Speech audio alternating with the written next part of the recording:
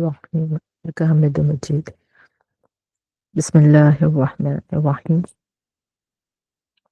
Okay, last session left at how the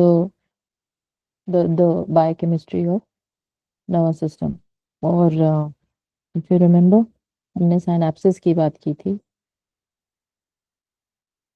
मैं ज़रा एक बस रन थ्रू कर रही हूँ ताकि आप लोगों को याद आ जाए।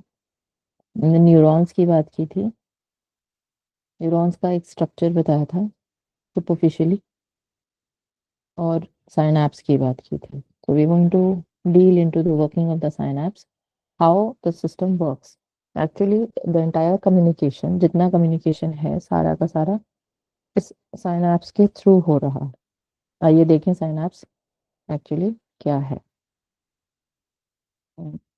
मेरा स्क्रीन नजर आ रहा है? जी जी नजर आ रहा है जी, ओके। तो ये आपका एक, ये जो है ये एक single neuron nerve cell, neuron इसको नर्व सेल एक सिंगल एंटिटी है। ये इतना बॉक्स को छोड़ दें, इस तस्वीर में बॉक्स को छोड़ दें, सिर्फ इतना जो है ये पूरा एक सिंगल न्यूरॉन है। ये इसकी सेल बॉडी है। यानी इसमें इतना तो शायद बेसिक सबको पता ही होगा ना कि एक सेल में अंदर साइटोप्लाज्म होता है, न्यूक्लियस होता है वगैरह, इस तरह के मतलब सेल जो अपना स्ट्रक्चर होता है, गोल्गी कॉम्प्लेक्स, माइटोकॉन्ड्रिया, सेल की अपनी एक जाती जिंदगी होती है, उसका एक साथ जाती फंक्शन होता है। तो दैट इज हियर, इसीलिए इसको सोमा या सेल बॉडी कहते हैं।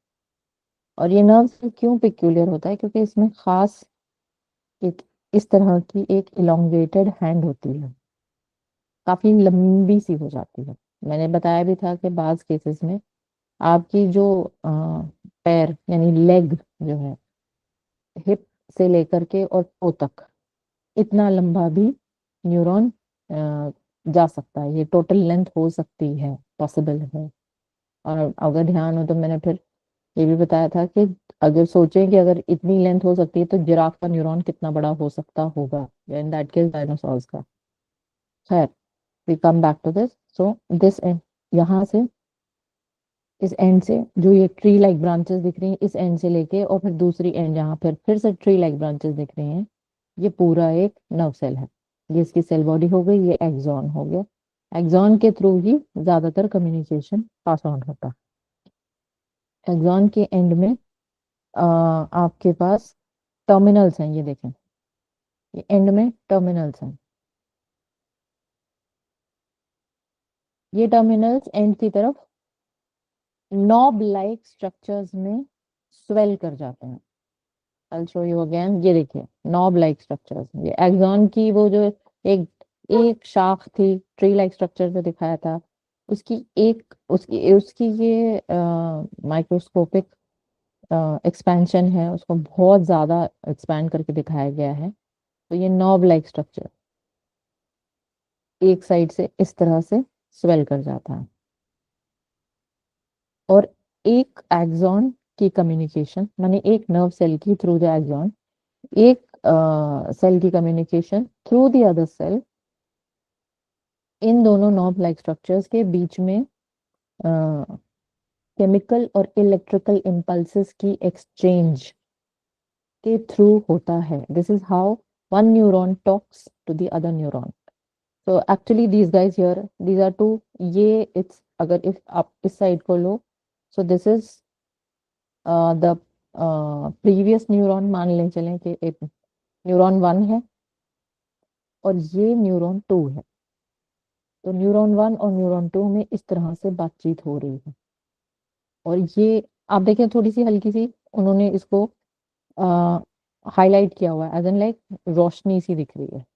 Will come back here, see you can see बहुत सारे छोटे छोटे रोशनी के ऐसे ऐसे ये दिख रहा है रोशनी जैसा।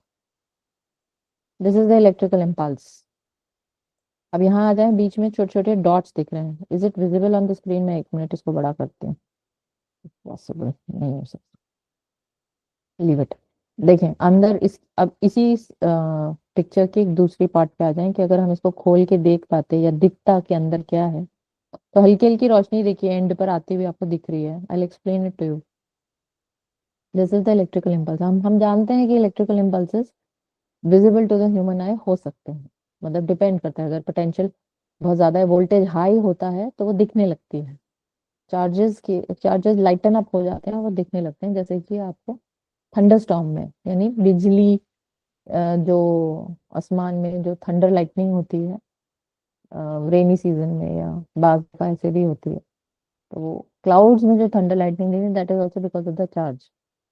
अगर देख पाते, ये बहुत लो पोटेंशियल होता है यहाँ पर, नहीं तो एक इंसान दूसरे को छूता तो बिजली के झटके लगते। फिर भी this is the electrical impulse only.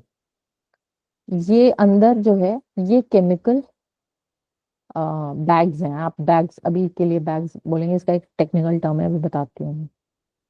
तो at this juncture one neuron one और न्यूरॉन टू में बातचीत चल रही है through electrical and chemical exchange. Now we'll study that today. Nervous system functions by using neurons. मैंने बता दिया न्यूरॉन्स क्या हैं। स्पेशलाइज्ड सेल्स हैं that carry messages throughout the body. Neurons communicate using electrical and chemical signals. आज हम वही पढ़ेंगे कैसे communicate करते हैं। These signals travel along the neurons until they reach a synapse. अब see this is one soma. ये एक जो भी न्यूरॉन है उसका सोमा है। यहाँ से चार्ज ट्रैवल करके इसके पूरे एक्सॉन तक से जाता है, वही इलेक्ट्रिकल इम्पल्स जिसको हम कह रहे हैं। तब तक जब तक कि वो दूसरी साइनैप्स तक न पहुंच जाए। इसी का हवाला यहाँ दिया है। The signals travel along the neuron until they reach a synapse which is a small gap between neurons. अच्छा, कमाल की बात यह है, अल्लाह की वहदानियत, इतने सारे न्यूरॉन्स हैं, इतने बड़ा इसका एक्सपेंस है, बहुत बड़ा नेटवर्क है, but to neurons never ever touch each other. इसके बीच में एक स्पेस है, 0.2 माइक्रॉन्स की स्पेस होती है। Can anybody tell me micron?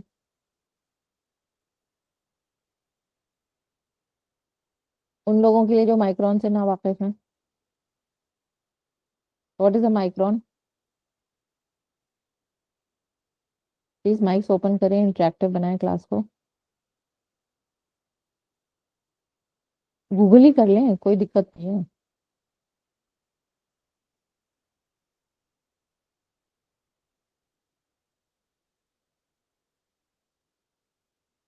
I am waiting, मैं आगे नहीं जा रही हूँ, मुझे माइक्रॉन बताएं।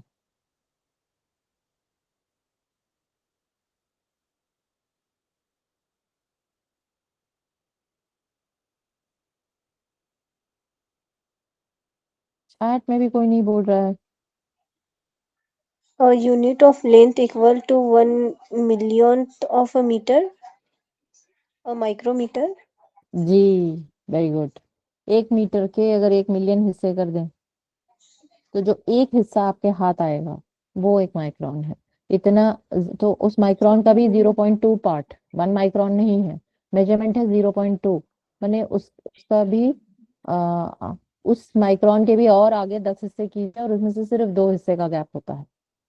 2 से भी कम के हिस्से का गैप यहाँ पर होता है।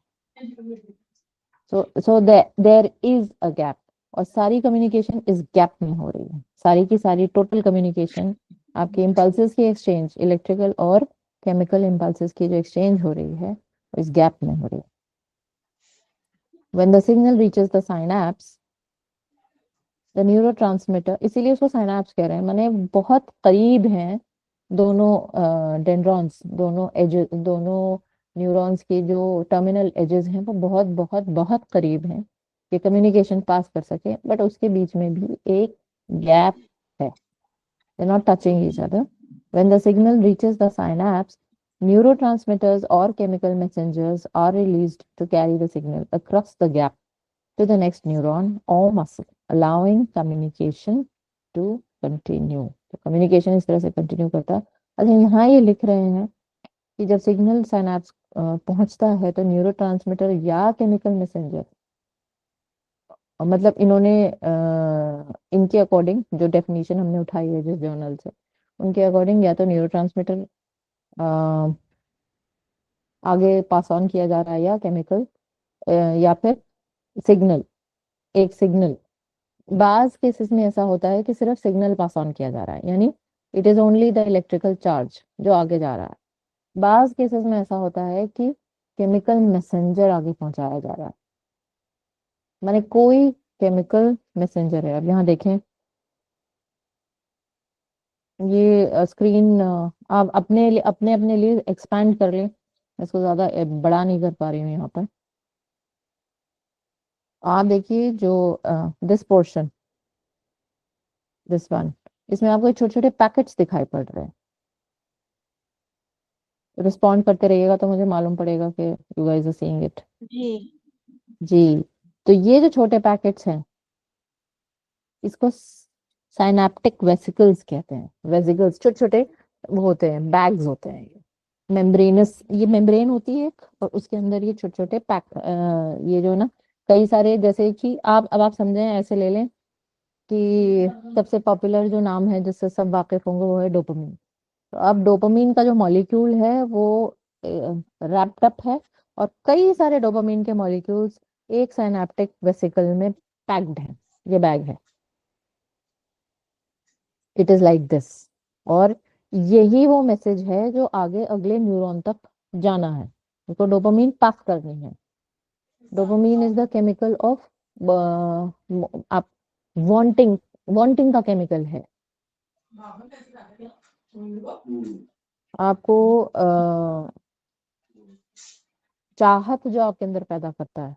I will not go into the details of dopamine. ऐसे समझ ले जो भी न्यूरोट्रांसमीटर है वो इस साइनेप्टिक वेसिकल के थ्रू आगे पास कराया जा रहा है। तो ये तो हो गया केमिकल मैसेंजर यानी न्यूरोट्रांसमीटर का एक्सचेंज। बार दफा क्या होता है कि यहाँ पर, किसी की माइक खुली हुई है, प्लीज चेक कर लीजिएगा।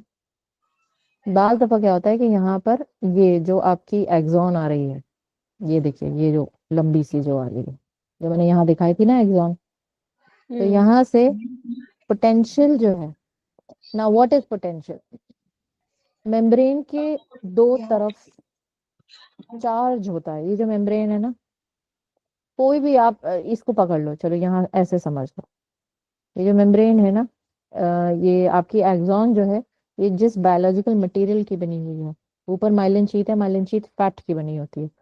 फैट में भी आ, आप ऐसे समझ लें कि ऐसे, ऐसा इस तरह की अलाइनमेंट अल्लाह सुब्हान ताला ने की हुई है कि उसमें बकायदा चार्ज डेवलप होता है। तो अगर ऐसे समझें कि एक पतली सी परत है, तो परत के इस पार पॉजिटिव चार्ज है और उस पार नेगेटिव चार्ज है। नाउ व्हेन आई से इस पार एंड उस पार, it can be outside, inside, this is what I mean to से।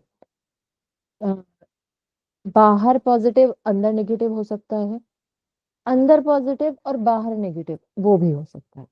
और ये चार्ज किस तरफ पॉजिटिव है, किस तरफ नेगेटिव है, इससे ही मूवमेंट डिटरमिन होगा कि कहाँ से आगे से पीछे जाना है मूवमेंट, पीछे से आगे आना है, दाएं से बाएं जाना है, अंदर से बाहर जाना है, बाहर से अंदर जाना है। ये जो सारी मूवमेंट है, ये मूवमेंट चार्ज की जो मौजूदगी है। आप सब लोग ये जानते हैं कि charge flows from high potential to low potential. High potential क्या है? पॉजिटिव। पॉजिटिव, अच्छा, एनीबडी एक्सप्लेन चार्ज कैसे मूव करता है? बेसिक फिजिक्स है ये, basic. Anybody open your mike and tell me charge कैसे मूव करता है।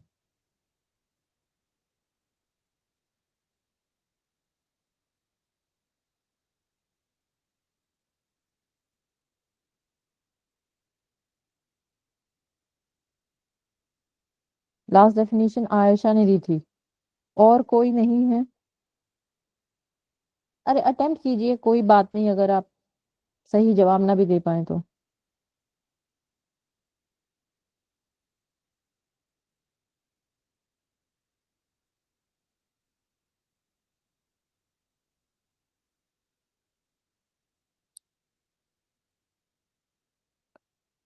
And I see different names today. जो पिछली बार जो लोग आए थे,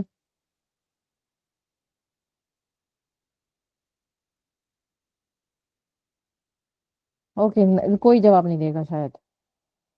चार्ज मूव्स, अच्छा आयशा कहती हैं charge moves due to electrical field and potential difference. जी वही तो पूछ रही हूँ, पोटेंशियल डिफरेंस क्या चीज है, क्या किस शय का नाम है। शिफा कहती है charge moves in response to potential difference which is difference in electrical potential energy, the direction of the potential difference determines the direction of the charge.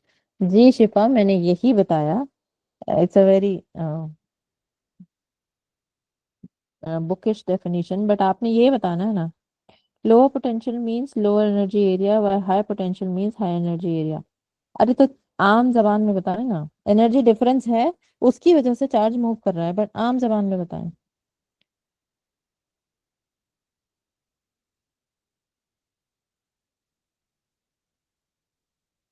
आम जबान में कोई बताए। Gauhar Abira, yes, negative to positive. चलिए गौर, गौर माइक ओपन कीजिए। Gaur open your mic.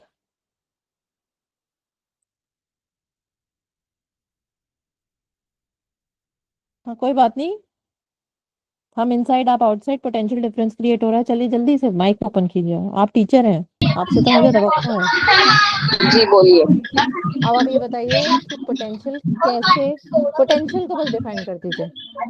आपने कहा ना नेगेटिव टू पॉजिटिव चलता है।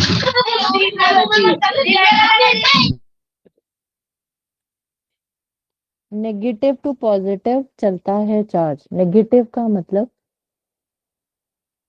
देखिए चार्ज इज ऐसे समझ सकते हैं कि बैलेंस तो में सारी रहने चीजें की। बैलेंस में रहती है, बैलेंस में रहने की कोशिश करती है। तो कभी कभी ऐसे होता है हम्म। कि इम्बैलेंस हो जाता है, एक साइड पॉजिटिव और एक साइड नेगेटिव हो जाता हम्म। है। तो चार्ज जो है नेगेटिव साइड का पॉजिटिव साइड की तरफ मूव करने लग जाता है।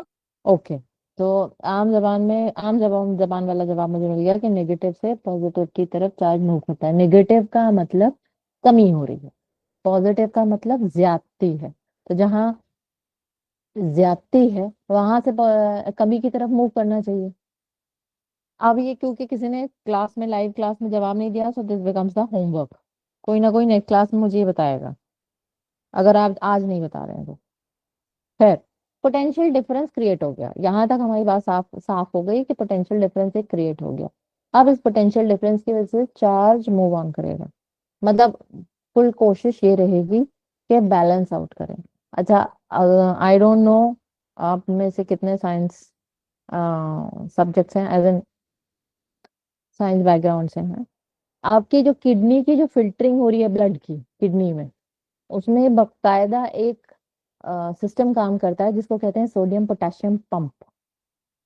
और इस पंप के काम करने की वजह से आपका ब्लड हर सेकंड किडनी फिल्टर करती है।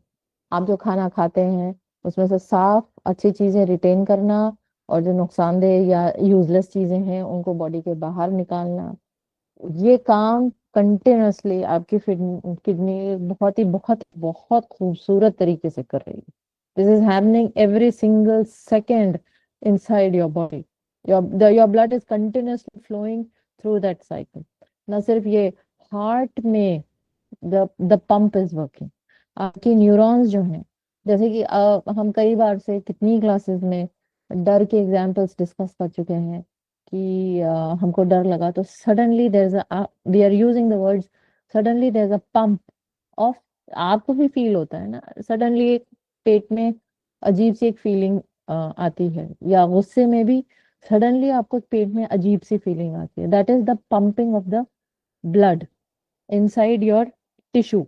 और सडनली ब्लड का फ्लो तेज हो गया, चेहरा एकदम लाल हो गया, तमतमा गया। सो how is all this working? This is the flow, the flow of the chemicals and the charge maintained inside the body through this difference of potential। इसको कहते हैं एक्शन पोटेंशियल। इसके थ्रू कम्युनिकेशन भी हो रही है, इसके थ्रू मटेरियल भी इधर से उधर किया जा रहा है, इसके थ्रू फिल्टरिंग की जा रही है। बहुत ही फाइन और खूबसूरत लेवल का एक सिस्टम है। अगर इसको आप स्टडी करोगे ना तो आपको अल्लाह की वहदानियत और करीब से समझ में आएगी। मतलब भर की बात सिर्फ इतनी है, I will not go into the details, कि यहाँ यहाँ पर पोटेंशियल एक क्रिएट हो रहा है। देखिए ब्लैक कलर की एरोज दिख रही हैं, तो पोटेंशियल जो क्रिएट हुआ था, जहां से इम्पल्स ओरिजिनेट हुई है, हो सकता है ये बीच का एक न्यूरॉन है, ओरिजिनेटिंग न्यूरॉन नहीं है, या ये ओरिजिनेटिंग न्यूरॉन भी हो सकता है। आइदर वेज ये जो इम्पल्स पीछे क्रिएट हुई है, ये इम्पल्स आगे की तरफ बढ़ाई जाती है। आगे की तरफ जब यहाँ पर पूरा पोटेंशियल यानी नेगेटिव पोटेंशियल, जब ये एक्चुअली नेगेटिव है, यहाँ पर नेगेटिव पोटेंशियल जब सेल में बिल्कुल इस एक्सॉन की इस साइना प्री अच्छा पहले वाला है, नंबर 1 न्यूरॉन है, जहां से इम्पल्स कैरी ओवर होना है, आगे जाना है, तो इसका नाम है pre synaptic neuron. Pre synaptic neuron. तो प्री साइनेप्टिक जो न्यूरॉन है, इसकी एज पर, यहाँ पर इसकी बाउंड्री आती है, इसकी एज पर जब ये पहुंचेगा, चार्ज चार्ज की कमी यानी यहाँ नेगेटिव। अब यहाँ नेगेटिव चार्ज क्या होगा, ये तो खुला हुआ है, बट ऐसे समझें कि खुलने से पहले यहाँ पर नेगेटिव चार्ज जमा हो जाएगा। इस हद तक जमा हो जाएगा कि यहाँ एक बहुत बड़ा सा नेगेटिव गैप क्रिएट होगा। और जो ये क्लेफ्ट है आपका बीच में खाली जगह जो है, यहाँ पर कैल्शियम आयंस मौजूद हैं। कैल्शियम हो सकता है, सोडियम हो सकता है, पोटेशियम हो सकता है। कहते हैं ना कि जो आप गजा जो खा रहे हैं, उसका कोई एक अल्लाह ताला ने कोई एक या दो या कम उसकी यूटिलाइजेशन नहीं रखी है, बड़ी सारी जगह पर बड़ी तरीके से काम करता है। कहते हैं ना माइक्रो न्यूट्रिएंट्स खाया करो, कैल्शियम की बड़ी जोर दी जाती है स्पेशली गर्ल चाइल्ड में। और बाज दफा आपको खुद को महसूस होता है नमक की कमी हो रही है, आप कहते हैं ब्लड प्रेशर डाउन हो रहा है, नमक खिला दो इसको, इसका ब्लड प्रेशर डाउन हो रहा है। Not all cases but certain cases. फिर डॉक्टर कहता है सिर्फ सफेद नमक मत खाओ, काला नमक भी खाओ, सेंधा नमक भी, मतलब let it be through the natural resources. फिर जिंक कहते हैं जिंक खाओ, मैग्नीशियम खाओ। तो ये इतनी सारी तरह की मेटालिक मिनरल्स माइक्रो क्वांटिटी में बॉडी में क्या कर रहे हैं, इनके बड़े सारे फंक्शंस हैं, और उसमें से सिर्फ सिर्फ एक फंक्शन यहाँ हम डिस्कस करें। तो कैल्शियम का जो है, जैसे ही यहाँ नेगेटिव चार्ज जमा होने लगता है इस स्पेस में मौजूद जितना कैल्शियम है, अगला सवाल ये होता है कि कैल्शियम यहाँ आया कैसे, या जो कोई भी पॉजिटिव आयन है वो यहाँ आया कैसे। That also is your homework. यहाँ जितना पॉजिटिव चार्ज है वो इस मेम्ब्रेन के बाहर है। तो क्या होता है कि जैसे ही चार्ज एक्यूमुलेट होने लगता है मेम्ब्रेन के दोनों तरफ, तो उसके अंदर कुछ गेट्स होते हैं, उसके अंदर गेट लगे होते हैं मेम्ब्रेन के अंदर। ये देखिए नीचे गेट दिख रहे हैं। ये मैं बहुत डिटेल में बायो में नहीं जा रही हूँ, नहीं तो आप लोग परेशान हो जाएंगे। मैं बस मोटा मोटी बहुत आम जबान इस्तेमाल करके जितना हो सके ओवर सिंप्लीफाई करके पढ़ाने की कोशिश कर रही हूँ। तो कैल्शियम अंदर एंटर करता है, प्री साइनेप्टिक न्यूरॉन के अंदर कैल्शियम एंटर करता है, ताकि जो नेगेटिव पोटेंशियल दूसरी एंड पे क्रिएट हो गया है उसको बैलेंस किया जाए। प्रेशर बिल्टअप हो रहा है दूसरी तरफ से कि बहुत ज्यादा नेगेटिव पोटेंशियल क्रिएट हो गया है। जैसे ही कैल्शियम अंदर एंटर करेगा, एक मैकेनिज्म ट्रिगर होता है जिसकी वजह से जो आपके साइनेप्टिक वेसिकल्स थे, यानी बैग जिसके अंदर न्यूरोट्रांसमीटर था, वो इस मेम्ब्रेन की एंड पे आता है, और इसकी बैग की जो थैली है, जो मेम्ब्रेन है, वो साइनेप्स की मेम्ब्रेन के साथ मिलकर डिसॉल्व हो जाती है, और न्यूरोट्रांसमीटर इस क्लेफ्ट में रिलीज हो जाता है। जैसे ही न्यूरोट्रांसमीटर इस क्लेफ्ट में रिलीज हो जाता है, जिस तरह से मैंने बताया था यहाँ गेट्स हैं, वैसे ही अगले साइनेप्स पोस्ट साइनेप्टिक न्यूरॉन जो दूसरा न्यूरॉन है, प्री था ये, साइनेप्स के पहले वाला प्री साइनेप्टिक न्यूरॉन, ये हो गया पोस्ट साइनेप्टिक न्यूरॉन। साइनेप्स के बाद वाला मतलब पीछे वाला, साइनेप्स के पीछे वाला जो न्यूरॉन है यहाँ पर, इसको पोस्ट साइनेप्टिक न्यूरॉन कहते हैं। और यहाँ पर गेट्स होते हैं, यहाँ पर भी मतलब ये भी अल्लाह की वैदानियत है, शानदार फंक्शनिंग है। This is like marvellous. अगर आप इसको कभी डिटेल में पढ़ो, या those of you from bio background या टीचर्स हैं, जब वो उसको पढ़ते हैं या पढ़ाते हैं, देन दे अंडरस्टैंड कि फबियाई अला रब्बिकुमा तुकज़्ज़िबान। It's a very very beautiful and a very fine systematised balanced piece of art. मैं तो इसको पीस ऑफ आर्ट कहूंगी कि अल्लाह तूने मतलब फैट के और कार्बोहाइड्रेट के और इसके और उसके मॉलिक्यूल्स को लेके क्या बेहतरीन फंक्शनिंग कर दी है। यहाँ पर गेट्स होते हैं, अब जो टर्म्स यहाँ यूज किए हैं वो जान के मैं इस्तेमाल नहीं करी हूँ, वो लिखे भी हैं, I am not using those terms. Gates होते हैं, ये देखिए ऐसे, इस तरह का गेट होता है। ये देखिए जो अभी मैंने जितना समझाया ना, प्री साइनेप्टिक सेल जिसमें साइनेप्टिक वेसिकल, ये वेसिकल यहाँ पर मेम्ब्रेन में आई, मेम्ब्रेन की तरफ से डिसॉल्व हो गई, न्यूरोट्रांसमीटर बाहर रिलीज हुआ। ये देखिए गेट्स, एक्चुअली ये ऐसे समझ लो कि रिसेप्टर साइट्स हैं, माने खास किस्म की साइट है। ये लॉक एंड की मॉडल होता है बाकायदा यहाँ पर, जो यहाँ कई सारी रिसेप्टर साइट्स होंगी। यहाँ आपको सेरोटोनिन की रिसेप्टर साइट भी मिलेगी, डोपामिन की भी होगी, कोर्टिसोल की भी होगी, एस्टाइलकोलिन की भी होगी, गाबा की भी होगी। इतने 0.2 माइक्रोन की ये स्पेस, और ये उस छोटा सा ये एक्सॉन टर्मिनल, और उसके अंदर इतनी सारी साइट्स। अब जब डोपामिन यहाँ अगर रिलीज होगा तो वो सबके ऊपर जाकर बाहर भले ही टहल ले, वो कैप्चर अपने ही रिसेप्टर साइट पर होगा। उसकी एक खास रिसेप्टर साइट होगी, सिर्फ वो रिसेप्टर साइट ही वो पर्टिकुलर मॉलिक्यूल को लॉक इन की मॉडल में आकर के रिसीव कर लेगी। जैसे ही देखिए अब यहाँ पर, ये देखिए न्यूरोट्रांसमीटर यहाँ पर गेट पर अटैच हो गया, रिसेप्टर साइट पर अटैच हो गया। गेट को ही रिसेप्टर साइट कह रही थी मैं, बकायदा यहाँ करके फिक्स हो गया। अब क्या होगा, ये जो आपको दिख रहा है ना एरो, इन एंड आउट का जो एरो है, ये एक्सपैंड कर जाएगा। अब इसके दो नतीजे होंगे। अगर तो ये एक्सपैंड करता है तो ये न्यूरोट्रांसमीटर यहाँ पर अंदर दाखिल हो जाएगा, पर ये तब होगा जब ये लास्ट न्यूरॉन है, जैसे कि ये मसल टिश्यू का न्यूरॉन हो या टारगेट ऑर्गन का न्यूरॉन हो। तभी क्या होगा, ये न्यूरोट्रांसमीटर अंदर आएगा और अंदर आकर के ये प्रोसेस होगा, और इसके नतीजे में आपको वो फीलिंग जनरेट होगी, गुस्से की, प्लेजर की, सटाइटी की, जो कुछ भी फीलिंग आपकी है। अगर तो ये टारगेट टिश्यू है तो ये अंदर आ जाएगा और यहाँ पर यूटिलाइज हो जाएगा। अगर ये ट्रांसमिटिंग न्यूरॉन है, माने अभी उसको और लंबा रास्ता तय करना है, तो क्या होगा, ये यहाँ आकर ये खुलेगा और अंदर यहाँ पर कुछ फिर से इलेक्ट्रिकल चेंजेस होंगे। देखिए चार्जेस दिख रहे हैं यहाँ पर, ग्रेडियंट दिख रहा है अंदर बाहर का। इसके अंदर आते के साथ चार्जेस में फिर फर्क होगा, और फिर वो चार्ज इसकी तरह से वापस आगे कैरी आउट, मतलब आगे भेज दिया जाएगा। और ये मॉलिक्यूल, ये जो न्यूरोट्रांसमीटर मॉलिक्यूल था, ये अगली तस्वीर में देखिए वापस प्री साइनेप्टिक क्लेफ्ट में छोड़ दिया जाएगा। या तो वापस रीअपटेक, रीअपटेक बहुत बार सुना होगा, रीअपटेक हो जाएगा, यानी पिछली साइनेप्स में वापस चला जाएगा, पिछले न्यूरॉन में वापस चला जाएगा, या यहाँ पर उसको एंजाइमेटिक डिफ्यूजन कर देंगे।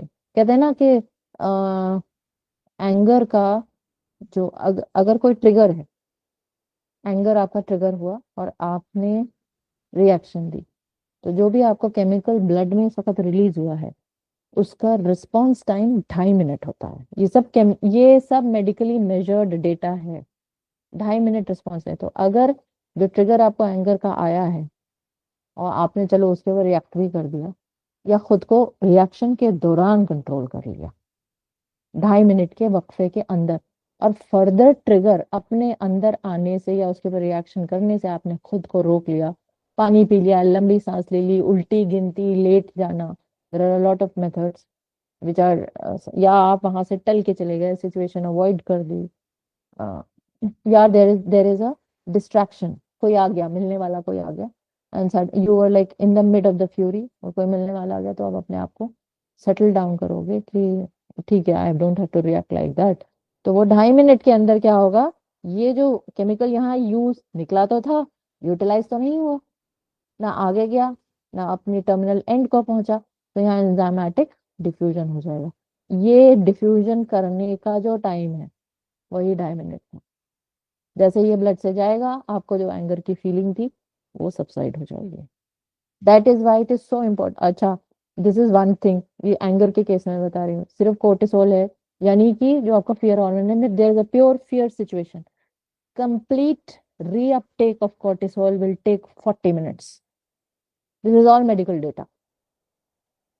हर न्यूरोट्रांसमीटर या न्यूरो हार्मोन का या हार्मोन का एक खास टाइमिंग है, ये अल्लाह ताला की तरह से डिजाइंड है। You play with nature, nature plays back on. हम पढ़ेंगे डिटेल्स में कि क्यों कोई चीज किसी खास किस्म से काम कर रही। कहने की बात ये कि साइनैप्स पढ़ने की क्या जरूरत है, people from the non biology background, so that they understand how exactly it is working. Next time आपको गुस्सा आएगा, आपको पता होगा कि आप ट्रिगर हो चुके हो। There is an action potential all across your body, specially in your hands, जहाँ आपको गुस्सा आ रहा है, आप मन कर आपको उठा के फेंक दें, या आप in the brain, in certain parts of your neocortex, जो आपको आइडियाज दे रहा है, पुरानी मेमोरी से डेटा उठा रहा है, तुमने पहले भी ये किया था, तुम्हारी आदत बन चुकी है, तुमने मेरे को इरिटेट करना होता है, there is this flurry of thoughts. So everything psychological is biological.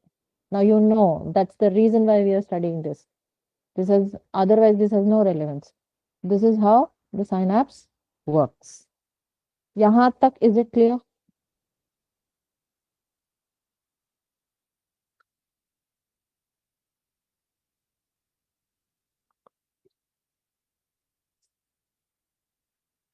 आज भाई बड़े डिलेड रिस्पॉन्सेज हैं, मुझे अब डाउट हो रहा है आप लोग को समझ भी आ रहा है या ध्यान ही कहीं और हो।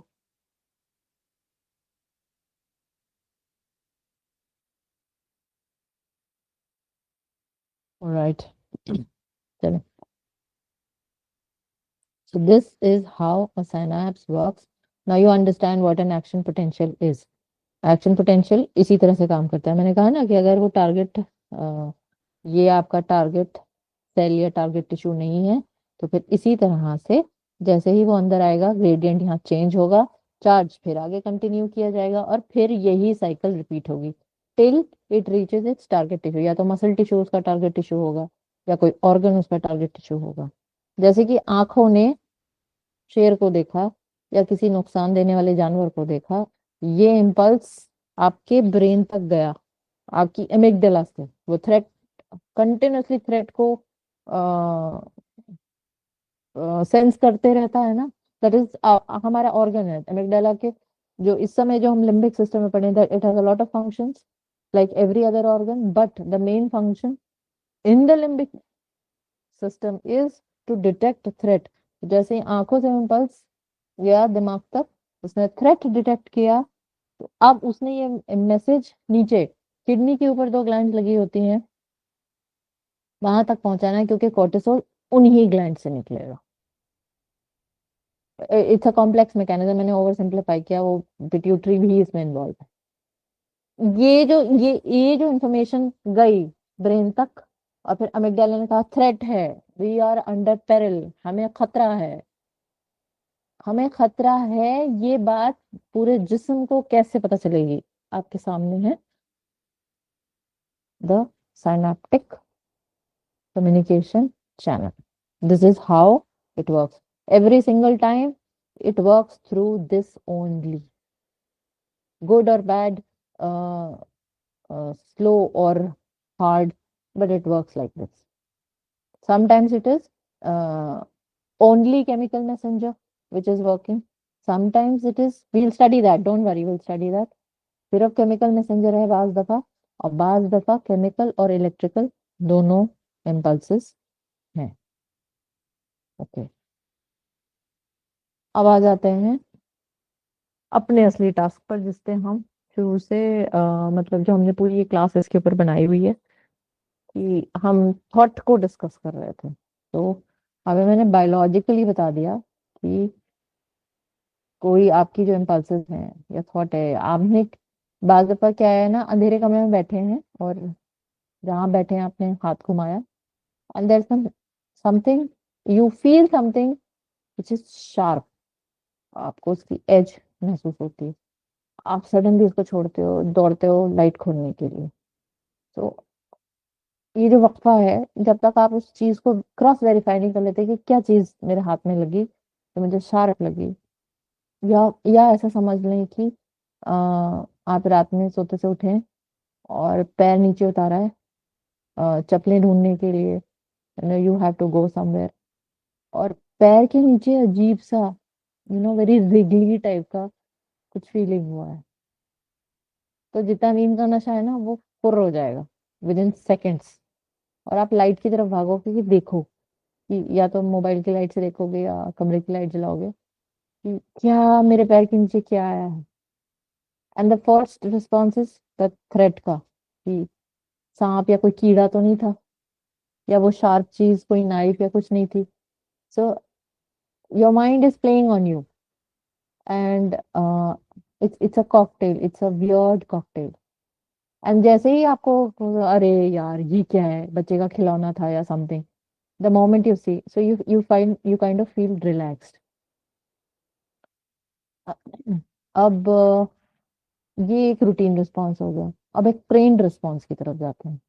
People who work in the armed forces या इस तरह की किसी शोबे में काम करते हैं जहाँ उनको सिखाया जाता है कि भाई आप चारों तरफ से खतरों की चीजों से ही घिरे हुए हो, everything is a threat to life, तो वहाँ ट्रेन किया जाता है उनको। अब उन चीजों से इतने ज्यादा उनकी इंटरेक्शन होती है कि आपकी कंपैरिजन में उनकी रिस्पॉन्स ज्यादा रूटीन आएगी कि अरे इसमें क्या डरने वाली चीज है, ये ऐसे है तो तुम इसे ऐसे कर लो। या जो इस तरह जिसकी कोई भी ऐसा शख्स है जिसकी एक्सपोजर जो है टू द थ्रेट रिस्पॉन्स आपसे ज्यादा है, तो उसका रिस्पॉन्स भी फर्क हो जाएगा। Why? Because you are training your brain every single second by virtue of being in that job. जैसे कि एक लेडी है, वो किचन में काम कर रही है, तो उसको वो गरम भगोना, गरम कढ़ाई वो ज्यादा उसको फील नहीं होता है, because she is facing that every day. उसका ब्रेन, उसकी टिश्यूज, उसका सेल्स, सब कुछ उसमें ट्रेन हो चुके हैं। वहीं उसकी जगह घर का कोई मर्द हजरत हैं जो is not use to the kitchen routine, kitchen work, या बच्चे हैं, तो आके उतने थोड़ा गर्म को भी they will react. The difference in the is in the training of the brain. मैं I am not going very deep into the philosophy, I am just taking routine examples. So ये आप जो अपने आप को ट्रेन करते हैं, अब इसका मतलब the brain has the capacity to be trained on certain lines. आप अपने आप को जितना किसी चीज के लिए ट्रेन करेंगे, आप उस चीज में उतनी महारत हासिल करते चले जाएंगे। इसका मतलब कि एक सोल्जर का जो अमिगडाला है वो जल्दी से थ्रेट को थ्रेट की तरह परसीव नहीं करता है, थ्रेट को भी डिटेक्ट करता है कि वाकई थ्रेट की लेवल का थ्रेट है या इट्स जस्ट अ होक्स। वो आपके लेवल पे जाकर के नहीं डरेगा। या इस तरह के जो जंगलात में जिनके काम होते हैं, and mind you it has nothing to do, मैंने क्वेश्चन पूछा था ना कि औरत और मर्द के थॉट्स में फर्क होता है, नहीं होता है, क्योंकि जो अपने आप को ट्रेन करेगा वो उसके लिए रूटीन हो जाएगा, वो उस चीज को फेस कर पाएगा। बिल्कुल ऐसे ही कि जो shooting, the game of shooting, जो एक बकायदा एक शोबा है ओलंपिक्स में या किसी भी बड़े लेवल के कंपटीशन में, वो शूटिंग जो भी प्रैक्टिस करते हैं, you don't differentiate whether it is a woman shooter और अ मेल शूटर। वो एक शोभा है, आप उसकी प्रैक्टिस कर रहे हैं। बट अगर आप एक रूटीन इंसान को, मुझे या आपको गन या पिस्टल हैंडल करने को दे दी जाए, तो it might panic me out कि मैं नहीं कर सकती, या मेरा मेरा निशाना गुम हो जाएगा, किसी को लग जाएगी। So it's all about training. That means that brings us to the concept of what thought is. Thought is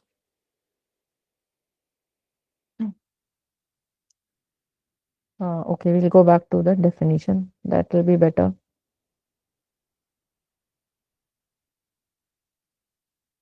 Thought is the act of organizing and reorganizing of previous learning in order to utilize it in the current situation. मैंने कहा ना, जितना train करते जाएंगे उतना उस situation को face करने के लिए ज्यादा निपुण हो जाएंगे। यही था ना homework question, what is thought? Thought is an internal and undercover process which leads to a cognitive zone going to amend the previous cognitive system of thinking person।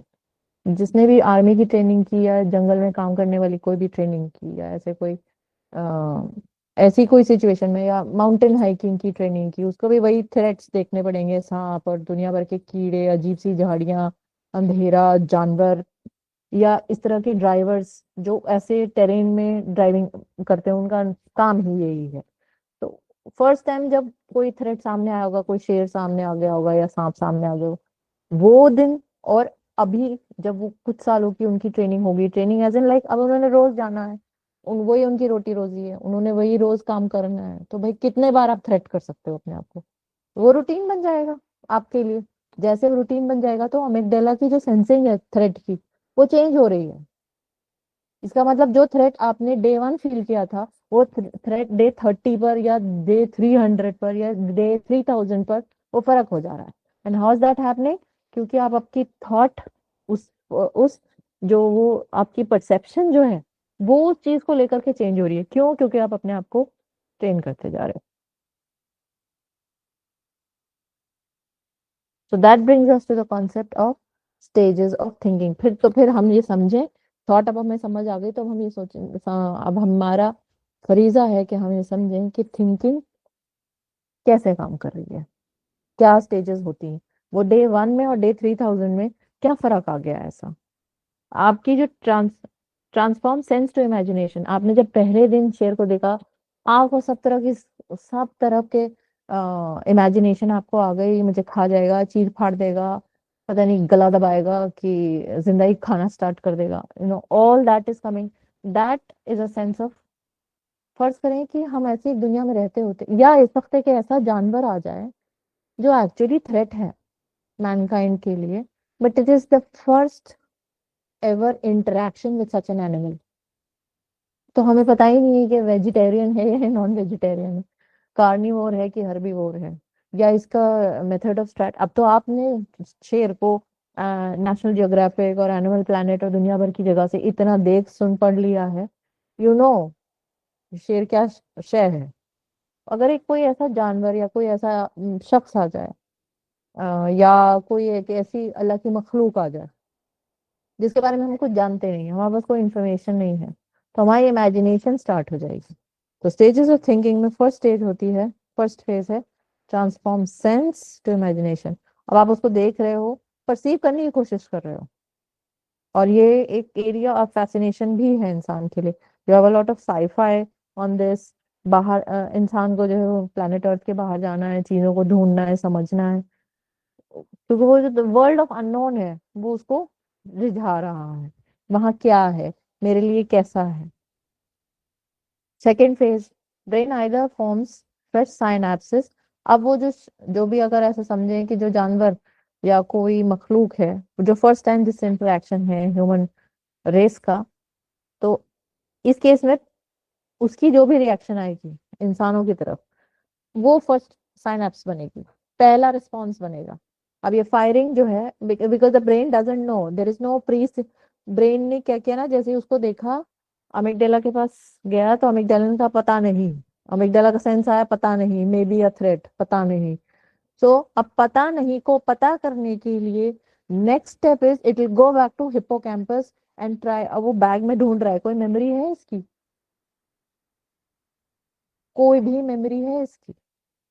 फर्ज करें वहां एक छोटी बच्ची मौजूद होती है जिसने कोई हॉलीवुड की मूवी देखी थी जिसमें ये मखलूक तो नहीं थी, पर इससे कुछ मिलता जुलता कुछ साईफाई थ्रिलर उसने देखा था, और वो साईफाई थ्रिलर बहुत हेल्पफुल था, थ्रेट नहीं था, हेल्पफुल था।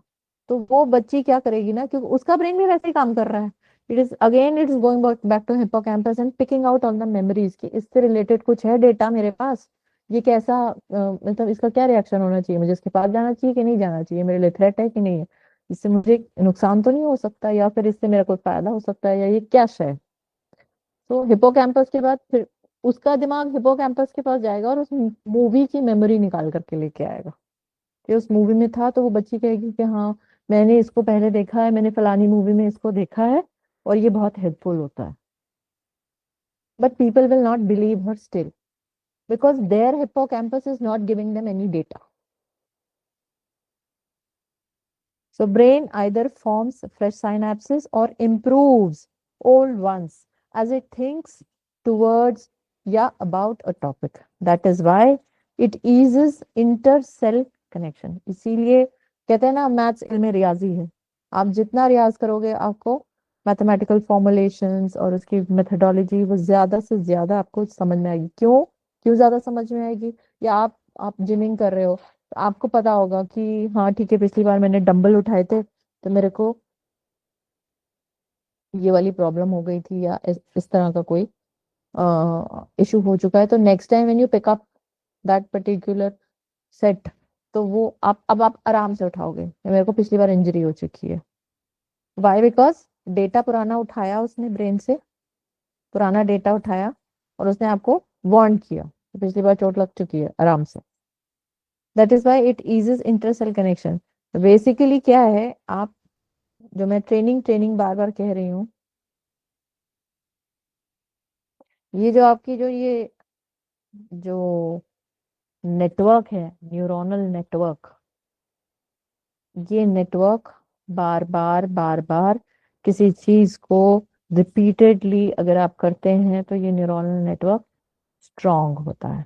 अब आप ये समझें कि साइनेप्टिक जो नेटवर्क है वो साइनेप्स की जो सिग्नल जो जा रही है, जो हाँ जैसे अभी मैंने बताया ना एक्शन पोटेंशियल कैसे काम कर रहा है, वो सिग्नल जा रही है। अब फर्ज करें एक पर्टिकुलर पाथवे है जिस पे ये सिग्नल अक्सर जाया करती है, इसका मतलब तकरीबन हर 2 घंटे पे उस पर्टिकुलर न्यूरल पाथवे में, न्यूरल माने न्यूरॉन्स का पाथवे, उस न्यूरल पाथवे में पर्टिकुलरली हर 2 घंटे पे बिजली या कोई ना कोई कम्युनिकेशन दौड़ रही है। तो इसका इसका क्या मतलब है? यानी उस पर्टिकुलर पाथवे में जितने न्यूरॉन्स हैं उनमें आपस में लगातार राब्ता है, बातचीत चल रही है, हर 2 घंटे में उनके उनके में बातचीत होती है। तो इसका मतलब वहां उसके आसपास का ब्लड सर्कुलेशन, उसके आसपास का जो आयंस का सर्कुलेशन है, उसके आसपास का फ्लूइड का सर्कुलेशन वो स्ट्रांग रहेगा, क्योंकि बॉडी कंटिन्यूअसली वहां सप्लाई करती रहेगी, क्योंकि उस पाथवे पर ट्रैफिक है। जो रोड्स ज्यादा इस्तेमाल होती हैं उसमें वेयर एंड टेयर तो होता है, बट उसकी बनवाई भी लगातार होती रहती है, और उसके ऊपर डामर की लेयर पे लेयर चढ़, नतीजा ये कि वो रोड बाकी रोड से बेहतर होती चली जाती है। बाज दफा गवर्नमेंट ये भी सोचती है कि भाई ये बहुत इस्तेमाल होने वाली रोड है, तो या तो इसका एक हाईवे बना दो, या फिर इसको चौड़ा कर देंगे, इसको 2 लेन से हम इसको 4 लेन या 8 लेन बना देंगे। डेवलपमेंट होता है। The same rule applies here. That is why it eases inter-cell connection and makes more cells involved in the network connection as the level of thinking increases. अब अगर आप समझें कि आप किसी पर्टिकुलर सब्जेक्ट को बार बार पढ़ रहे हैं उसको, या उस टॉपिक को डिफरेंट डिफरेंट सोर्सेस से पढ़ रहे हैं, तो आप क्या कर रहे हैं? आप रियाज कर रहे हैं। आपका खास न्यूरल नेटवर्क है जो एक्टिव है, जिसमें बिजली लगातार दौड़ रही है, और इसकी मेमोरीज भी फिर बहुत सारी होंगी, बहुत स्ट्रांग होंगी। आपके हिपोकैम्पस के पास इस पर्टिकुलर टॉपिक से रिलेटेड बहुत डेटा होगा। नतीजा ये कि इसमें थ्रेट जो है आपका वो मिनिमाइज हो जाएगा। क्यों कहते हैं कि छोटे बच्चे की हम ट्रेनिंग कराएं? जैसे कि अरब कल्चर है कि छोटे बच्चों को वो वॉर स्टोरीज बहुत सुनाते हैं, because the war is the worst thing that can happen to mankind, the worst thing.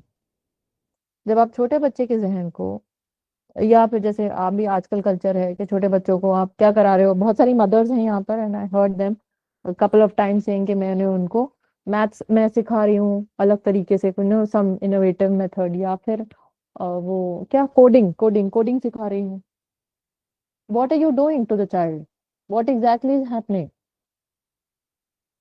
वो जो आप उसको या फिर आप उसको किसी जिमनास्ट या किसी स्पोर्ट्स या किसी फिजिकल एक्टिविटी में आपने उसको इन्वॉल्व किया हुआ है, या वो क्ले के साथ पॉटरी, बहुत बहुत सारे मदर्स ऐसे हैं कल्चर वेस्ट में कि छोटे बच्चों को पॉटरी कराते हैं बहुत ज्यादा, क्योंकि उसकी जो उंगलियां होती हैं बहुत सॉफ्ट होती है, उसकी जो बोन टिश्यू है और उसकी जो मोटर फंक्शन है वो इट्स नॉट जैसे हम एक चीज को सख्ती से पकड़ लेते हैं और हमारी ग्रिप नहीं छूटेगी उस चीज के ऊपर से, बच्चों के साथ ऐसा नहीं होता, उनकी ग्रिप कमजोर होती है क्योंकि उनके मोटर फंक्शंस कमजोर होते हैं, उनके टिश्यूज कमजोर होते हैं। So what exactly happens when you do a lot of pottery या क्ले रिलेटेड एक्टिविटीज, उसके मोटर फंक्शन स्ट्रांग होने लगता है। आपने देखा है छोटे बच्चों को जगह सिखाते हैं एबीसीडी अगर सिखा रहे हैं तो उसको एक क्लास या फिर एक हॉल में ले जाएंगे, वहां पर ए बकायदा प्लास्टिक का या किसी चीज का बना हुआ ए रखा है, तो the child will go and touch it, वो फील लेगा, उसको पकड़ेगा। स्क्वायर या ट्रायंगल को बोल के या ड्रॉ करके नहीं दिखाया जाएगा, उसका बकायदा एक शेप रखा जाएगा। What exactly is happening, all that information is getting stored. How is it getting stored? It is getting stored in the form of neural network. आपका नेटवर्क बन रहा है।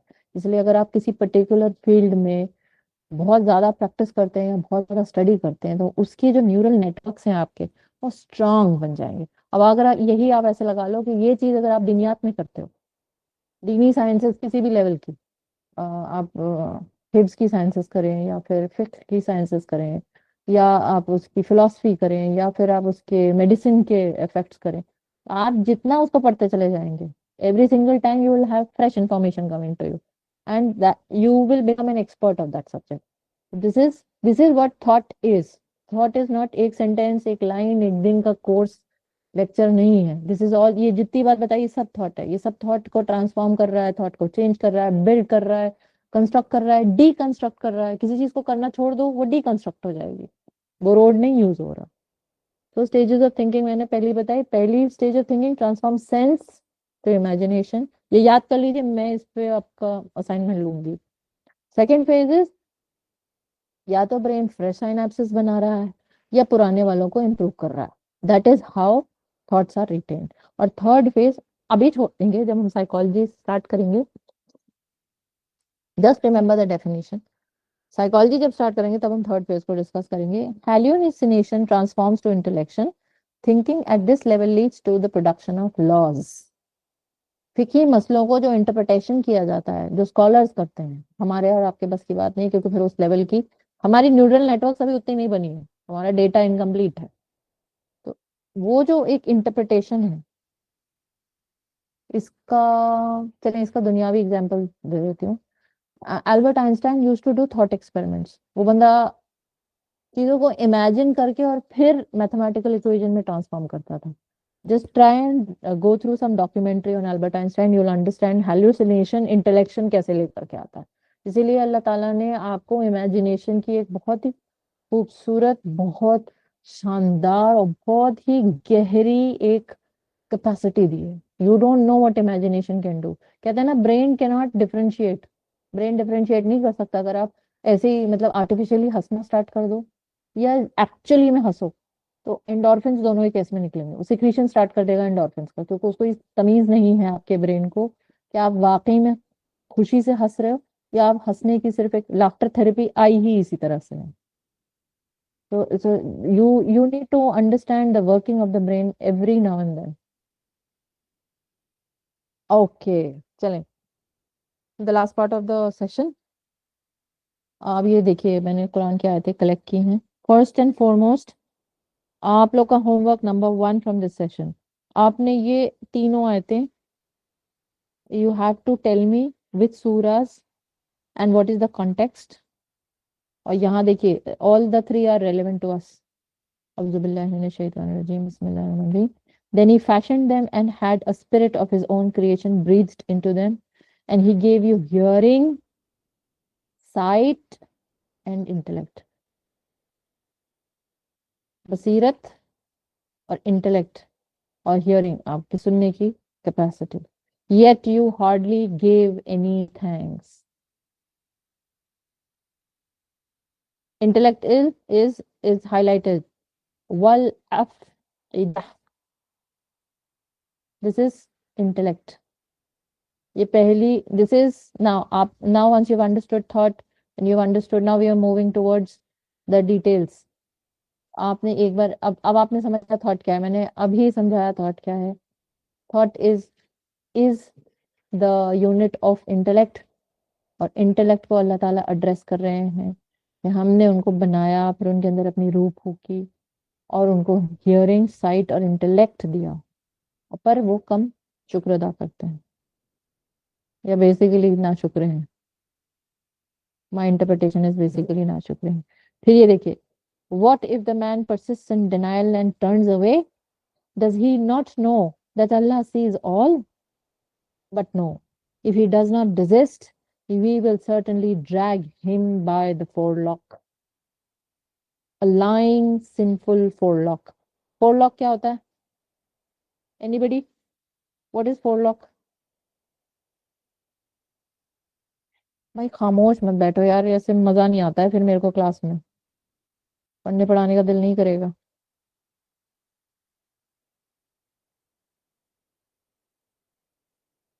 नहीं नहीं नहीं, हिंदी में चाहिए, हिंदी में।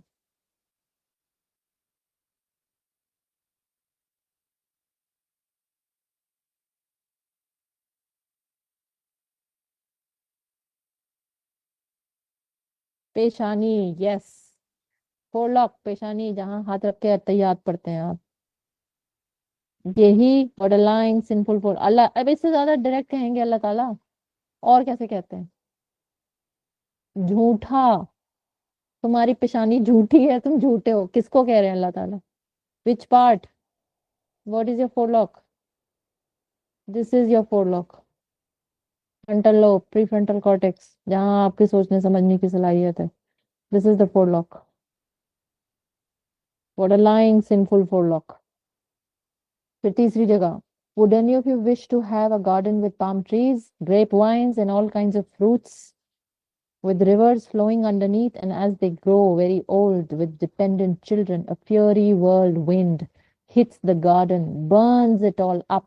This is how Allah makes his revelations clear to you. So perhaps you will reflect. Will you reflect? Reflect क्या करना है, कैसे करते हैं reflect? Again, it's the forelock. So you have to reflect. You have to understand, what am I thinking? How am I thinking? How am I supposed to think? How am I supposed to correct? यही तो journey है। इसी का सवाल होगा, यही journey है। आपकी जो थॉट्स अभी तक बनी है उसको डीकंस्ट्रक्ट कीजिए, उसको वैसे बनाइए जैसे अल्लाह ने कहा है बनाना है। यही जर्नी है। ये कर लिया, इमोशनल इंटेलिजेंस आ जाएगी।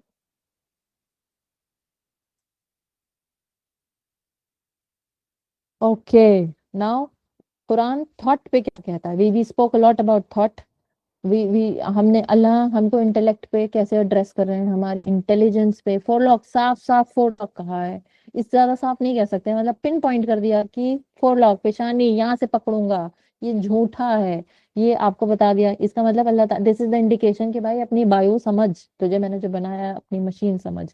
नेक्स्ट इज, अब वो एक पार्ट था बायोलॉजी, अब साइकोलॉजी पे आ जाते हैं। अल्लाह ताला साइकोलॉजी पे क्या कह रहे हैं? कुरान ऑन थॉट, कुरान कहता है लअल्लकुम ततफक्करून, so that you may reflect. Why will you not reflect? तुम सोचते क्यों नहीं हो? Then लअल्लकुम ताक़िलून, so perhaps you will understand, so you may use your reason, so that you may reflect. भाई सोच तो। Then last, actually this is, इस तरह की जो आयात हैं, there are around 44 of them.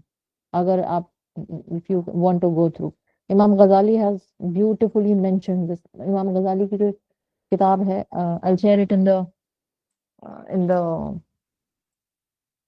resources, उसको आप पढ़ेंगे तो आपको पता चलेगा। he has actually mentioned कहाँ पर कैसे, जैसे ये फर्स्ट क्वेश्चन था, this was a rhetoric, so that you may reflect, why will you not reflect? कभी अल्लाह ताला कहते पर वो सोचते ही नहीं, पर वो क्यों नहीं सोचते? All this has context. Then last, अफला ताक़िलून, will you not use your intellect? सोचोगे नहीं?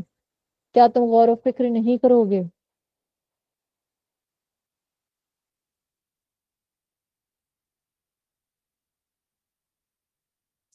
We come to the end of the session today. ये एक इंसिडेंट है, इस बड़े मार्के का इंसिडेंट है। किसी की भी पैरों तले से जमीन निकल जाए, ऐसी सिचुएशन में नबी इस्लाम एक्चुअली टॉट अस कि जब आप इस कदर एक वाक़े में शामिल हो जाते हैं जिसमें आपके पैरों के तले से जमीन और सर के ऊपर से आसमान हटा दिया जाए, उस वक्त अल्लाह ताला की आपसे क्या तवक्को है, how you suppose to behave. A lot of times, if you're supposed to behave in a certain fashion in this kind of a calamity, तो फिर आप सोच लें कि रूटीन लाइफ में हमसे किस किस्म की तवक्को है अल्लाह का. दिस इज द इंसिडेंट जब नबी इस्लाम दुनिया से पर्दा फरमा गए हैं और पूरे मदीने में chaos है. Actually I read it in, I think यही है अपनी जो सीरा की जो किताब है, आई मुझे किसी का नाम नहीं याद आ रहा. तो उसमें ये अल्फाज हैं, आई कोट, कि it is like the community was left fatherless. जैसे बाप जब किसी फैमिली के में जो बाप की जिनके पास पोजीशन हो उनका जब इंतकाल हो जाए तो जो फैमिली का हाल होता है वो उस वक्त उम्मत का हाल था जब नबी इस्लाम की वफात की खबर आई है. और हजरत अबू बकर रदियल्लाहु अन्हु ने उस वक्त चार्ज लिया है और लोगों को कन्फ्रंट किया, इंक्लूडिंग हजरत उमर इब्न खत्ताब, क्योंकि and that is the reason कि खिलाफत was handed over to him because he was the best trained of the remaining. He was the best trained. तो क्या उनकी ट्रेनिंग हुई हुई थी that he is confronting another sahabi of almost his stature, कि ऐसे सहाबी को कन्फ्रंट कर रहे हैं वो उन हालात में ऑन सम प्रिंसिपल्स ऑफ नबी इस्लाम, जो जिनके लिए खुद नबी इस्लाम की बशारत थी कि अगर मेरे बाद नबूवत नहीं खत्म हुई होती तो अगला नबी उमर जैसा होता रज़ियल्लाहु अन्हु. तो this is the incident. Now I want you guys, आप अपना होमवर्क नोट करें. होमवर्क ये है कि what was the incident and यहाँ किस बिहेवियर को इंडिकेट किया जा रहा है. I have 3 groups I guess. Group leads, group Leeds.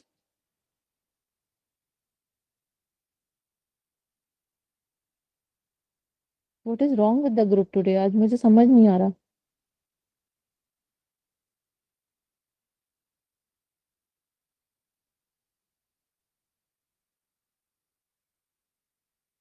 भाई आप लोग बोलो. हाँ, नाइला. नाइला एंड मुझे 3 ग्रुप्स की 3 लीड चाहिए.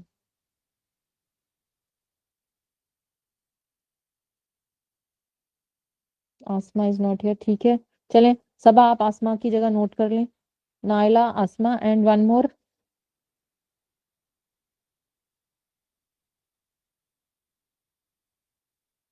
अबरार भाई नहीं है, कोई बात नहीं, आप नोट कर लें. फराज, अबरार वॉज देयर, शुरुआत में थे और उसके बाद आई डोंट नो अब नहीं है शायद. खैर, तो आप लोग का तीनों लोग तीनों ग्रुप्स होमवर्क नोट करें. ये क्या इंसिडेंट था, मैंने थोड़ा सा हिंट तो किया है. ये क्या इंसिडेंट था और हजरत अबू बकर का इसमें क्या ऐसा रद्द अमल था जिसको यहाँ पर एग्जाम्पलीफाई करने की कोशिश की गई है. So and this has to be highlighted in the context of the training of thought. ठीक है, ट्रेनिंग ऑफ थॉट. थॉट को ट्रेन किया जा सकता है उस कॉन्टेक्स्ट में जब इतनी एकदम कैलामिटी सिचुएशन है. वो आपने पॉइंट आउट करना है, नंबर 1. नंबर 2, देखिए बाकी भी नीचे मैंने 2 एग्जांपल्स और कोट किए हैं. सफर ताइफ में नबी इस्लाम का विजडम, वो भी ट्रेनिंग ऑफ थॉट का एग्जांपल है. एंड द लास्ट इज मौला अली उल मुर्तजा रज़ियल्लाहु अन्हु, उनका विजडम ड्यूरिंग जंगे सिफीन. क्या एपिसोड था ये एक एक ग्रुप इन तीनों में से एक एक एपिसोड चूज कर ले और इसको प्रेजेंट करना है. आप लोग को क्लियर होगा.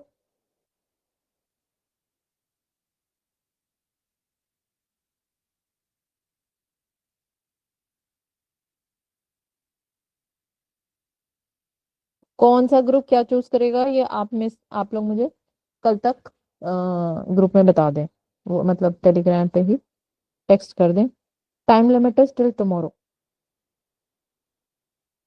Each one of you has to, there are three groups, so I have taken three incidents.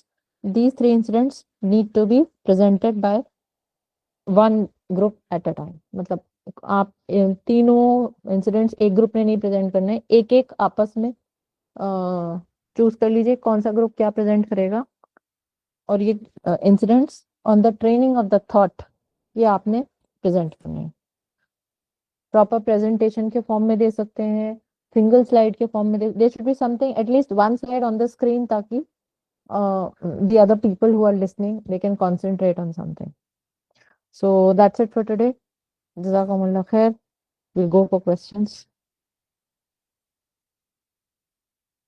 Starting से लेंगे।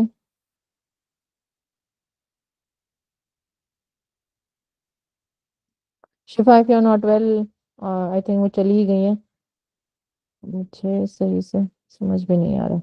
कोई बात नहीं, अपनी तबीयत पे ध्यान दें। अच्छा, अबू तलहा गुमान, आई थिंक आप पहली बार आए हैं अबू तलहा।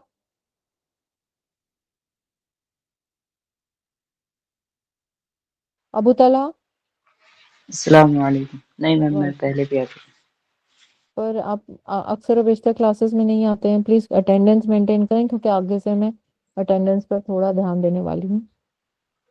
अगर नहीं आ सकते हैं तो किसी के थ्रू मैसेज डलवा दिया करिए, और ये एक आध बार मतलब अगर ऐसे है तो, अदरवाइज ट्राई एंड मेंटेन। नहीं, अच्छा, आपका सवाल है मैंने क्या सारी एक, क्लास अटेंड की है। मुझे आप दिखे नहीं, क्या एक थ्रेट को बार बार फील करने से थ्रेट खत्म हो जाएगा? आप मुझे बताएं, आप एक थ्रेट को बार बार फील करेंगे तो क्या वो थ्रेट रह जाएगा आपके लिए? कोई जो आपके जहन नहीं, में थ्रेट रहा हो, ओपन योर माइक एंड बताइए मुझे किस थ्रेट को आप यहाँ पर, हम उसी को ले लेते हैं, उसी को डिस्कस करते हैं। मसलन जैसा आपने कहा शेर का दिखना, अगर शेर बार बार दिख रहा है तो वो तो खत्म हो जाएगा, फिर उससे डरना। तो मैं वही तो कह रही हूँ, अगर आपको शेर बार बार दिखेगा तो जो आपकी, बाज दफा तो शेर कोई ऐसी हरकत भी नहीं कर रहा है, बाज दफा तो ऐसा हो रहा है कि हमारी इमेजिनेशन ही हमें डरा रही है। हो सकता है शेर भाई पेट भरा हुआ है उसका, वो अपने रास्ते जा रहा था। There are so many incidents, there are so many incidents जिसमें शेर ने मतलब पॉपुलेशन को किसी तरह का नुकसान नहीं पहुंचाया। हाँ, अगर वो थ्रेटन फील करेगा तो वो फिर आपके ऊपर पलटवार करेगा। तो आपका डर ही बहुत बार जानवरों को डरा देता है, आपने देखा है। आप अगर जानवर से डर रहे होते हो ना, तो वो और पलट के और ज्यादा आपको डरा रहा होता है। तो बोथ साइड्स आर थ्रेटेंड।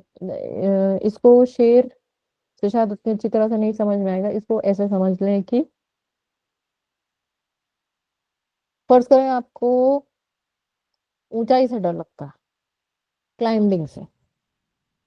तो अगर आपको ट्रेन कर दिया जाए क्लाइंबिंग पर, आपको बता दिया जाए कि भाई ऐसे करके एक आपकी एक क्या उसको क्या कहते हैं, अ, अरे अल्लाह, वो वर्ड दिमाग में आ रहा है और निकल जा रहा है। एक एक पूरा एक सेटअप होता है जो बांध करके इंसान उसको, और फिर क्लाइंबिंग सिखाई जाती है। आपने देखा, बड़े बड़े ऊंचे और बड़े अजीब से जड़ियल से पहाड़ लोग चढ़ जाया करते हैं। Sometimes there is no support also, और कभी कभी खड़े खड़े रॉक्स होते हैं, उसको उनको चढ़ना होता है। तो अगर वो अपने आप को ट्रेन करते हैं, इसलिए इंसान अशरफ, और कैसे है अगर आप देखो ना, तो इंसान वर्स्ट है सारे जानवरों में। जो ये एवोल्यूशन की जो थ्योरी बताते हैं ना, तो we are worst adapted to live on this. हमें गर्मी ज्यादा लगती है, हमें ठंड लगती है, ना हम गर्मी झेल सकते हैं, ना ठंड झेल सकते हैं, ना बरसात झेल सकते हैं, ना सूखा, ना आंधी। जो भी क्लाइमेटिक कंडीशंस है, मतलब एकदम हमें परफेक्ट क्लाइमेटिक कंडीशन चाहिए जीने के लिए। इसीलिए हमने हमारे घर बनाए हुए हैं, घर में हमने इतने सारे आराम और साइज का सामान रखा हुआ है। जानवरों को तो इन चीजों की जरूरत नहीं होती। आप देखो उनकी जो अडेप्टेबिलिटी है उनसे कहीं ज्यादा बेहतर है। बट फिर भी हम अशरफ हैं। Why are we leading the plant? Why? Because we have this capacity कि अगर नहीं है तो हम उसको माकूल बना लेते हैं। तो ट्रेनिंग का जो कॉन्सेप्ट है वो इसी पर है कि आप जब आपकी थॉट को आप ट्रेन करते हो, किसी चीज के लिए अपने आप को ट्रेन कर रहे हो, हाइट का फियर है उसको ट्रेन कर रहे हो, या से आपको स्विमिंग से डर लगता है, या वॉर वॉर के लिए अगर ट्रेन किया जाता है, तो फिर इंसान का वो डर का लेवल नहीं रह जाता। मैं ये नहीं कह रही हूँ कि खत्म हो जाएगा, एलिमिनेट हो जाएगा, पर हाँ वैसा भी नहीं रहेगा जैसे स्टार्ट में था। तो बार बार करने से थ्रेट खत्म तो नहीं हो जाएगा, बट हाँ थ्रेट की जो मैग्नीट्यूड है वो चेंज हो जाएगी, और हो सकता है कि वो खत्म ही हो जाए। जो लोग शेरों को ट्रेन करते हैं, जू के जू कीपर्स होते हैं, या जंगलात में आई मीन जो नेशनल पार्क्स हैं, सेंचुरीज हैं, वहां पर भी तो लोग रहते हैं। तो yes, it can be controlled.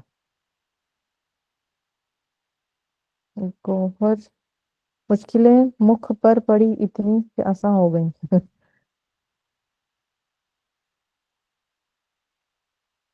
Abu तला, फिर तो बार बार अल्लाह के फियर को फील करना करना अल्लाह का फियर खत्म हो जाएगा। अल्लाह का फियर, ये I am so sorry, I have a difference of opinion तला। अ, अल्लाह कोई डरने वाली शय तो नहीं है। डरना हमें हमारे अंजाम से है, अल्लाह से नहीं। अल्लाह ने तो हमको साफ कहा कि भाई अच्छा करोगे तो मैं अच्छे में रिवॉर्ड कर दूंगा, बुरा करोगे तो तुम्हें अपनी बुरी चीजों को फेस करना पड़ेगा। तो I don't have to fear अल्लाह, I have to fear my own fortune. जो मैं, मतलब अपना भला या बुरा जो भी मैं अपना हश्र जो करने वाली हूँ, मुझे बेसिकली उससे डर लगना चाहिए। मैंने अपना बुरा किया है, यहाँ मेरे अमाल खराब हैं। अल्लाह तो कहते हैं ना कि तुम फिर बहुत जल्द देख लोगे जो तुमने आगे भेजा है। तो मैं जो आगे भेज रही हूँ मुझे उससे डरना है, अल्लाह से नहीं। अल्लाह डराने वाली ना तो शय है, ना अल्लाह ने अपने आप को डरावना करके सामने प्रेजेंट किया। अल्लाह ने तो सिर्फ ये बताया कि भाई मैं तुम्हें यहाँ पर किसी टास्क के लिए भेजा, आप परफॉर्म नहीं कर पाओगे तो मुझसे मत एक्सपेक्ट करना कि मैं तुम्हारे को कवर अप कर दूंगा। You have to perform. हाँ मैं तुम्हें ये कर दूंगा, सपोर्ट कर दूंगा, यहाँ पर भी वहां पर भी मैं तुम्हें सपोर्ट कर दूंगा।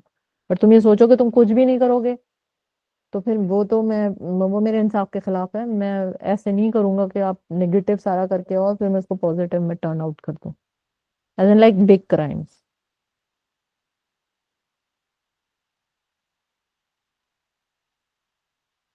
तो तलहा फिर कह रहे हैं तो फिर कुरान को डायरेक्टली मोहब्बत की बात करनी चाहिए।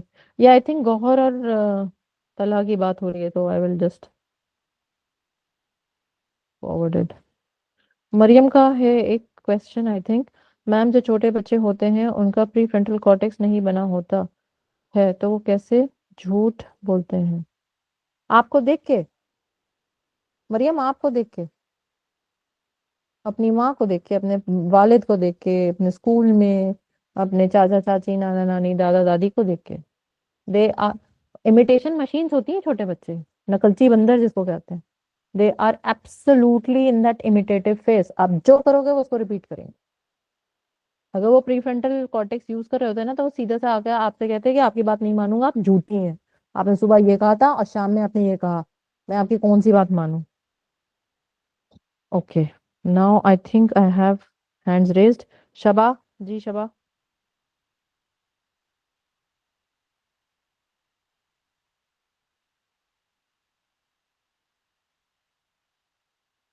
शबा, जी, जी आवाज आ आवाज। रही है मेरी? अस्सलाम अब वालेकुम। वालेकुम अस्सलाम जी भाई। जी जी जी। मेरा एक सवाल था, हम्म। माइंड से ही रिलेटेड, कि मतलब जैसे कि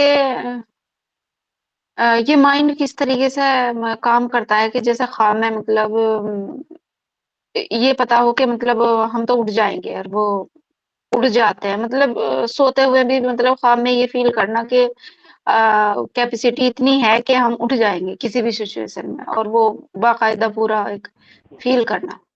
वो ये एक अलग अलग प्रोसीजर है, यहाँ पर अच्छा वो इट इज काबिल डिस्कशन नहीं है। वो प्रोसीजर ही अलग है। वो जब आप अच्छा वो ब्रेन साइंसेस, न्यूरो साइंसेस पढ़ें अगर आप अच्छा। डिटेल में जाके, तो आपको पूरा, ब्रेन बहुत कॉम्प्लेक्स ऑर्गन है इंसान का। पता नहीं जब हम्म। से ब्रेन की समझ आई है इंसान को, तब से वो उसकी डिस्कवरी कर रहा है, उसके ऊपर मेडिकल पूरी रिसर्च चल रही है और चलते जा रही है। And it's still going on, मतलब ऐसे नहीं मुकम्मल रिसर्च हो गई है अब, कोई बड़ा सा हमने महाज हल कर लिया, इट्स नॉट लाइक दैट। सो जी, अब थोड़ी-सी हमने बस, गौर-व-फ़िक्र करो ना तो ये ऐसा लगने लगता है कि इसमें थोड़ा-सा फिर वही जानना चीज है चाहिए ना ये। इसमें। इसमें देखिए आज की सेशन से जो रेलेवेंट पार्ट है वो मैं एक्सप्लेन कर देती हूँ। जब आप जी, अपने आप को, जैसे आप कह रहे हो कि मैं फजर की नमाजी नहीं हूँ, मैंने फजर का नमाजी पढ़ना है या मैंने तहज्जुद पढ़नी है, तब आप क्या कर रहे हो ना, आप अब आप क्या करोगे, आप कॉन्शियस एफर्ट्स करना स्टार्ट करोगे। Now you are training yourself. एक तो दिन भर आप ये सोचोगे और जल्दी मत उठो, पूरा दिन वेस्ट हो गया, अब कल से ना तो मैंने जल्दी उठना ही उठना है। फिर आपने क्या किया, आपने दिन में छोटी सी एक खाने के बाद नैप ले ली, एंड आपने जल्दी खाना खाया है रात का, और आप जल्दी सो रहे हो। तो आप सारे के सारे मतलब खुद को एक खास ट्रेनिंग पैटर्न पे डाल रहे हो, ताकि सुबह को उठ जाओ तहज्जुद के लिए या फिर फजर के लिए। अब आप कॉन्टिन्यूस और खुद से कह रहे हो कंटिन्यूसली, जैसे कि आ, फर्ज करें कि जिनको ऑफिस जाना है या घर में किसी को ऑफिस जाना है, और उन्होंने सुबह बोला कि भाई सुबह मैंने बहुत जल्दी निकलना है, या मेरी सुबह की ट्रेन है, फ्लाइट है, मैंने सुबह निकलना है, 6 बजे निकलना है, 4 बजे। तो जो घर के लोग होंगे ना, स्पेशली जो रिलेटेड है, तो वो शख्स भी खुद भी, उनकी सुबह की फ्लाइट है, तो वो वक्त से उनको पता है, उनको एयरपोर्ट 1 घंटे पहले पहुंच जाना है। तो अगर 4 बजे की फ्लाइट है, 6 बजे की फ्लाइट है, तो 5 बजे उनको एयरपोर्ट में चेक इन कर लेना है। 5 बजे एयरपोर्ट में चेक इन करने के लिए उनको पता है एयरपोर्ट तक का रास्ता कितना है। तो उन्होंने खुद को ट्रेन किया, फिर वो रात भर एक फिक्र लेकर के सोए कि मैं, नहीं नहीं यार मेरी छूट ना जाए, मैंने उठना है, मैंने उठना है, मैंने उठना है। तो आप क्या कर रहे हो, वही है, आप ट्रेन कर रहे हो अपने आप को। ऐसे ही अगर आपकी ये थॉट है कि नहीं मैंने सुबह उठना है, मैंने सुबह नमाज अदा पढ़नी है, मुझे करना ही करना है, और there is no other way out, और you tell yourself there is no other way out. So एक दिन फेल हो गए, फिर दूसरे दिन पास हो गए, फिर तीसरे दिन फेल हो गए, फिर करके करके करके आप ट्रेन करते करते अपने आप को, देयर बी दिस टाइम कि ये आपकी रूटीन में आ जाएगा। बाकी ड्रीमिंग ओके वाला जो पार्ट है वो आपको न्यूरो साइंसेस पढ़नी पड़ेंगी, या जो ट्रेनिंग थॉट वाला जितना हिस्सा था वो मैंने आपको बता दिया। Okay okay. अच्छा, I don't think there are any more questions.